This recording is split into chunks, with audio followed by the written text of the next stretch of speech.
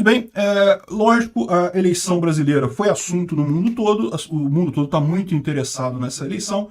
Evidentemente, tem muita gente com posições definidas. Lá fora, principalmente na Europa, Bolsonaro está com uma imagem muito ruim.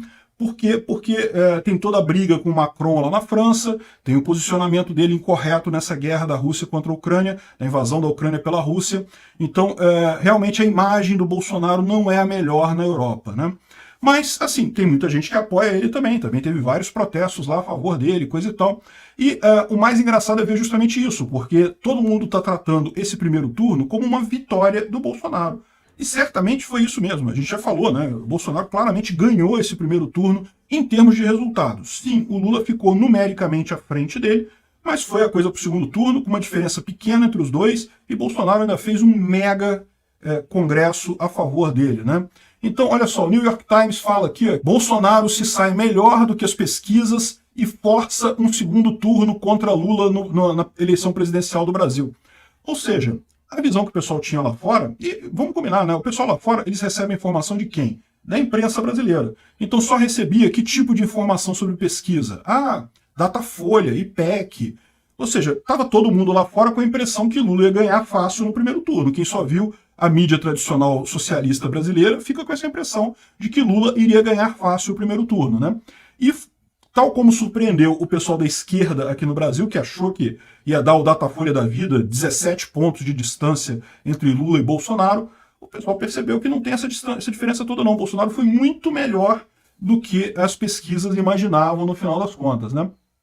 Então, estão chocados com isso, surpresos com isso, todo mundo encarando uma vitória do Bolsonaro, o fato de ir para o segundo turno.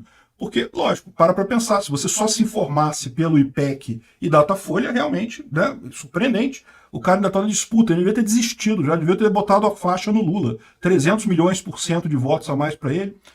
Enfim, e olha que aqui eles nem estão falando sobre o Congresso, tá? Estão falando principalmente do fato dele ter conseguido chegar lá no segundo turno. O que pra gente a gente sabe que não é nem um pouco surpreendente. Havia até a chance do Bolsonaro ganhar no primeiro turno também, né? Mas não foram só os jornais estrangeiros que reforçaram essa questão da derrota da esquerda e a vitória de Bolsonaro no primeiro turno. A Reuters fala aqui, ó, os mercados do Brasil têm o melhor dia desde 2020, depois de Bolsonaro se dar bem nas pesquisas, se dar bem na eleição, né? Ou seja, o que está dizendo aqui, outperform, diz que ele foi melhor na eleição do que nas pesquisas, né?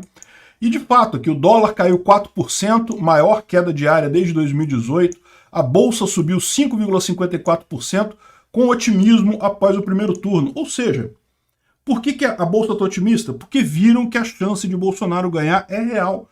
Esse pessoal não ia apostar por besteira, não. É realmente grande a chance do Bolsonaro ganhar, agora que ele chegou nesse ponto, né? Aqui no Clarim, também da Argentina, também falaram sobre a vitória do Lula, que ficou na frente, mas Bolsonaro teve uma vitória ao conseguir jogar a coisa para o segundo turno, né? E é curioso como ele fala aqui que vai ser difícil para Bolsonaro ganhar e coisa e tal, que ele tem que virar muitos votos e coisa e tal.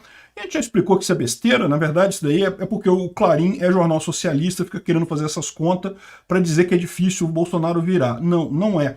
Como eu já falei, Lula contou muito com a ajuda de deputados e senadores, candidatos a deputados estaduais, deputados federais, lá no Nordeste, para trazer o pessoal para votar. No segundo turno vai ter muito mais abstenção, é o que acontece normalmente. O que a gente tem que fazer é nós que votamos no Bolsonaro irmos votar.